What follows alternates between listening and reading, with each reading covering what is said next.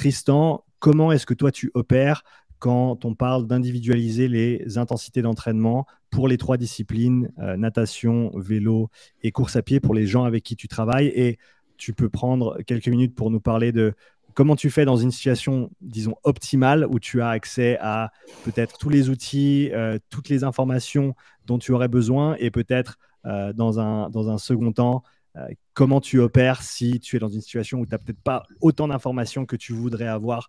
Donc peut-être quelque chose d'un petit peu plus pratique pour des gens qui auraient pas toute la panoplie dont tu aurais besoin pour avoir on va dire ton option numéro 1. J'espère que j'étais assez clair.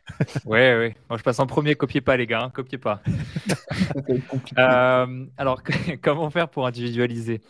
Quand on a tout optimal, ce qui est bien en général, c'est qu'il y a des données en compétition, il y a des séances précédemment réalisées avec des données cardio, des données de puissance à vélo, des données de vitesse.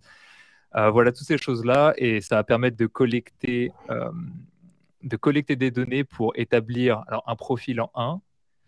Si possible, ou juste des valeurs d'entraînement. Quand je dis des valeurs d'entraînement, en fait, moi, mon objectif, c'est d'essayer, avec d'abord des approximations, d'essayer de retracer en fait une courbe de puissance, une courbe de puissance record. Et en fonction de ces courbes-là, en fait, moi, je définis plusieurs types d'entraînement. Certains pourraient appeler ça du seuil, du tempo. Voilà, peut-être qu'on rentrera un peu plus dans les détails juste après. Mais voilà, ça me permet d'avoir différentes intensités. Pour ceux qui sont un peu plus habitués avec des termes, je vais essayer d'expliquer parce que je sais que tout le monde, enfin les 4 ici savent de quoi on parle, mais peut-être qu'il y a des gens qui nous écoutent qui ne le savent pas. Mais on va établir des données de vitesse ou de puissance qu'on peut tenir sur 5 minutes, 15 minutes, 30 minutes, 60 minutes, 2 heures, 4 heures, etc., avec la plus de précision possible pour pouvoir faire correspondre ça sur des séances en particulier. Par exemple, la puissance que je vais tenir sur 60 minutes, moi, je l'utilise seulement sur un format particulier. Quand je dis un format, c'est un ratio entre durée de repos, durée de l'effort, RPE attendu, cardio attendu, et voilà, grosso modo. Et une fois qu'on a ça, ça nous permet d'établir la planification vis-à-vis de... par exemple, on voit qu'il a un point faible au niveau d'une certaine...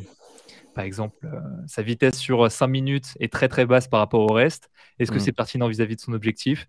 Si c'est pertinent, peut-être qu'il va falloir y passer un peu plus de temps que prévu. Si c'est pas pertinent, là, il faut voir si on l'utilise ou si on l'utilise pas. Bref, ça permet de... Je commence comme ça. On établit une courbe de puissance record.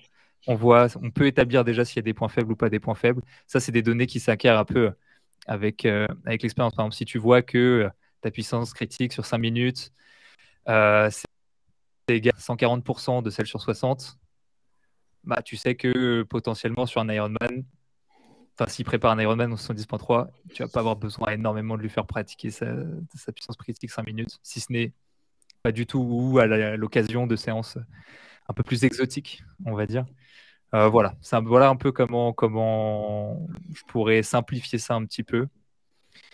Ouais, donc c'est intéressant que tu utilises ces puissances ou ces puissances records ou ces vitesses records, j'imagine aussi en course à pied. Tu utilises plutôt l'allure ou tu utilises les watts via un stride ou quelque chose comme ça? Moi je suis old school, j'utilise encore l'allure. Ok, super, ça marche. Et en natation, c'est-à-dire que tu vois, on va parler de ça, la puissance en course à pied à l'époque, moi, ça fait que 7 ans que je suis dans le triathlon. Mais tu vois, il y a 6 ans, on disait, mais ça, c'est révolutionnaire, que tu cours à plat, que tu cours en montée, que tu cours ça, la puissance égale partout. Et puis, tu vois les gens qui l'utilisent, parce qu'en général, c'est pas moi qui utilise les choses en premier. Et ils disent, en fait, ça marche que à plat, s'il n'y a pas de vent. T'es en mode, oui, en gros, juste tu t'affranchis un peu de s'il y a des nuages et des arbres qui va foirer un peu ton signal GPS, quoique les nouvelles montres, ça fonctionne un peu mieux. Enfin bref, donc non, j'utilise encore que l'allure. Peut-être qu'un jour je changerai. Je sais que les deux compères utilisent la puissance. On parlera de tout ça. Et pour la natation, est-ce que tu opères? Je connais absolument pas la natation. Est-ce qu'on peut aussi opérer avec des vitesses records sur différentes distances, ou est-ce que tu travailles différemment? Ok, on travaille aussi comme ça. Ok, super, très intéressant. Donc, juste pour avoir un ordre d'idée, les gars, ça nous a pris un peu plus de 3 minutes. Je pense que c'était pas mal pour donner une petite vue d'ensemble. Caroline, je te laisse enchaîner. Donc, comment est-ce que tu individualises les intensités d'entraînement pour les athlètes et les sportifs avec lesquels tu travailles? Bon, du coup, tu me mets la pression avec le 3 minutes. Il faut que je tienne le test. Alors, moi, je travaille à peu près comme Tristan en établissant une courbe d'intensité-temps. Donc, la relation entre l'intensité et le temps. Donc, on appelle un peu intensité critique. Donc, vitesse critique pour la natation et la course à pied, puissance critique pour le vélo. Et avec pas mal de contextes différents, parce que la natation, déjà, on l'évalue en vitesse critique, que ce soit en bassin de 25 ou en bassin de 50, parce que c'est pas la même, et en eau libre. Donc, du coup, ça fait déjà trois contextes différents. En vélo, je l'utilise aussi sur 5 et 20 minutes. Donc, sur le plat, en montée et sur home trainer, parce qu'on a 3 puissances différentes selon les contextes. Et on pourrait même rajouter selon les vélos, parce que quand on prend les triathlètes, des fois, ils ont un vélo de route et un vélo de contre-la-montre. Donc, ça fait encore des puissances différentes. Et en course à pied, pareil, donc de la vitesse critique. Essentiellement, je leur demande de courir sur le plat parce que sinon, si je commence à aller en montée avec la vitesse critique, ben, il y aura une vitesse critique par pourcentage de pente. Donc, c'est impossible à gérer. Voilà, ça, c'est ce qui est accessible à tous. Et ce qu'il faut se dire, c'est que l'intérêt de la puissance et la vitesse critique, c'est qu'on peut l'utiliser, on peut le mettre en place facilement. Donc ça, c'est déjà la première porte d'entrée que j'ai avec les athlètes. La deuxième porte d'entrée, spécialement pour les personnes qui font de la longue distance, half ou Ironman, c'est la durabilité dans l'effort. Parce que tu peux avoir une relation 5 et 20 minutes, 5 et 15 minutes, où tu perds en intensité entre le 5 et le 20 minutes ou entre le 5 et le 15 minutes. Ça ne veut pas dire qu'on va réussir à modéliser ce que tu vas être capable de faire pendant 3 heures, pendant 4 heures, pendant 5 heures. Donc là-dessus, je rajoute des tests en pré-fatigue, là où l'athlète se fatigue et où on regarde qu'est-ce qu'il est capable de faire sur un marathon, ce qu'il est capable de faire sur 180 km de vélo. Parce que là, par exemple, je vois, j'ai 2 athlètes qui ont une vitesse critique à 3,25 par kilomètre. Et tu vois, il y en a un qui court en 3,50 sur marathon Ironman, 3,50, 3,55, et l'autre qui court en 3,40, 3,45, 3,50. Et tu te rends compte que tu as beau avoir ta vitesse critique, ta puissance critique, mais après, il y a encore plein d'autres chances qui rentrent en compte. Les aspects nutritionnels, la flexibilité métabolique, la thermorégulation. Donc tout ça, c'est ce qui est intéressant dans les disciplines d'ultra-endurance, c'est que tu as plein de leviers différents que tu peux actionner pour améliorer l'athlète. Donc la base des allures, c'est ça. Et après, quand on veut aller plus loin, c'est vrai que je fais du profilage avec l'oxygénation musculaire et également avec du lactate. Et après, j'utilise pas mal en ce moment, c'est tout ce qui est fréquence ventilatoire et également le DFA alpha 1 quand il répond bien chez l'athlète. Donc ça dépend parce que tous les athlètes ne répondent pas bien, donc je fais attention. Voilà. Ouais, dis-nous-en un petit peu plus. Tu as fait ça bien, tu es à 3 minutes 02, bravo. Tu as une pression. Il avait le chrono, c'est pas possible, il a fait exprès. Je suis un métronome. C'est ça, on le voit, c'est bien, c'est une bonne entrée en matière. Parle-nous un petit peu du DFA Alpha 1 pour ceux qui ne le connaissent pas. Moi, c'est quelque chose que j'avais exploré il y a de ça un petit moment, que j'ai mis de côté pour le moment. Pour des raisons dont on pourra parler plus tard peut-être. Mais voilà, pour ceux qui ne connaissent pas, fais-nous une brève présentation du DFA Alpha 1 et en quoi ça consiste. Ouais, on va faire une présentation rapide. C'est donc de la variabilité cardiaque à l'exercice. La variabilité cardiaque, c'est le temps qui s'écoule entre chaque battement cardiaque. C'est pas parce qu'on a 60 battements par minute qu'on a un battement toutes les secondes. Donc ça fonctionne pas comme ça. Il y a des variations. Et en utilisant cette variation cardiaque, à l'exercice, on peut définir grossièrement ce qu'on appelle des seuils. Donc là, ce serait plutôt des seuils neurophysiologiques plutôt que des seuils vraiment physiologiques, parce qu'il y a quand même le système nerveux autonome qui rentre dedans.